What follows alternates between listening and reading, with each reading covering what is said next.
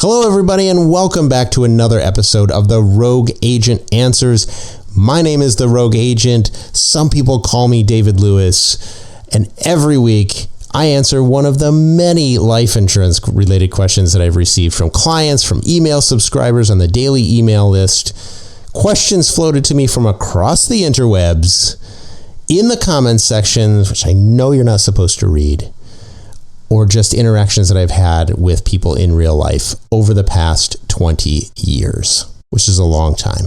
And some of these questions I just scribbled down on scrap pieces of paper. Some of these are stuff I've written down on my phone. Some of it is on Post-it notes scattered all over the office. And every week I answer one of those questions. So if you'd like to ask your question, drop them in the comments section or join my email list for more life insurance tips and advice at monogenics.com. monegenics.com. And now for this week's question. How do premium deposit funds work? Can I use that money? Is the interest from the premium deposit fund tax-free? So a premium deposit fund is a way to prepay your life insurance policy for multiple years. Under the right circumstances, this can be a great tool to accelerate cash value growth in your policy, just because it's, you're essentially prepaying future premiums. Now, it's not the be-all, end-all, of course, but under certain specific circumstances, it's a big boost to your policy. I mean, I wouldn't put off buying a life insurance policy just to save up enough money to prepay a policy. Just because this, waiting will cost more money in lost time. Hope that makes sense. But if you already have savings that's sitting around, like a savings account, bank CDs,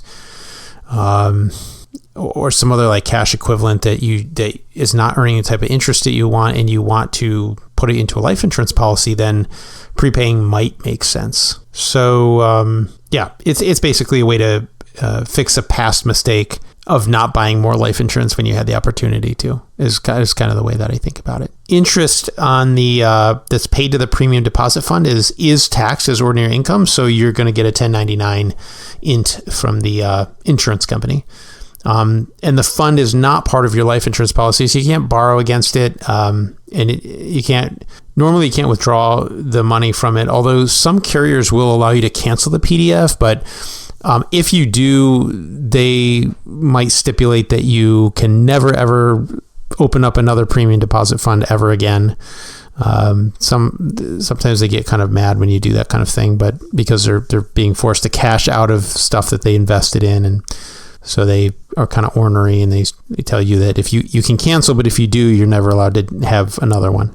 Anyway, like I said, you can't borrow against it. And for all intents and purposes, it has no cash value. And again, different companies have different rules about accessibility. Most of them, it's just, once you give them the money, that's it. Some of them, again, will let you have it back, but it's just a good idea to understand what the rules are with the particular carrier that you're doing business with. So you know this in advance before setting it up. I've had clients that got a PDF and then changed their mind, or just didn't understand that they couldn't, for whatever reason, that they couldn't get it back or wasn't part of their policy. I mean, I try to go over this with everybody, and like, there's a clear distinction. You have to sign paperwork. I tell everybody, read the paperwork. Make sure you read this before you sign it. And I explain it and everything. But there's always somebody that's kind of rushing through stuff, and then they say like, "Yeah, I made a mistake. I want it back." And usually we can get the money back, and it's not a big deal. But you always read the paperwork and know the terms and conditions before you get to that point where you're handing the insurance company big lump sums of money, because they're not going to force you to do that, right? Nobody's forcing you to prepay your premium. So if you're handing the insurance company a big lump sum of money, then you don't understand what the terms and conditions are attached to that, if any. But at the end of the day, the premium deposit fund is a great tool for prepaying future premiums. The insurance company is going to deduct the first. You give them a lump sum of money. The insurance company is going to deduct the first premium from that will pay for the current year. And then they're going to credit the remainder with interest. And then each year it repeats the cycle. They deduct the premium for that year, and then whatever's left over is going to be credited with interest. Essentially what they're doing is giving you discounted premiums. That's how some of them kind of look at it. They apply a discount value to the premiums that you're paying. And so if you give them $100,000 and they're going to pay 5% on it, they're discounting it by 5%. So you don't actually, if the premiums that you owe total, $100,000 total over, let's say 5 years, they're going to figure out what the discount rate, if it's 5%, 4%, whatever it is. And then they're going to say, you don't have to give us 100,000. You only need to give us, 95 or whatever it is. And the interest is going to make up the difference on that. So in a sense, they're kind of helping you pay your premiums. Anyway, it's a neat tool. It's not for everybody, but but it can help in certain circumstances. All right, that's it for this week. Keep sending those questions, and I hopefully get a chance to answer them on the podcast. Okay, that's it for this week's question. If you'd like to add your question to the list, just drop them in the comment section or send me an email.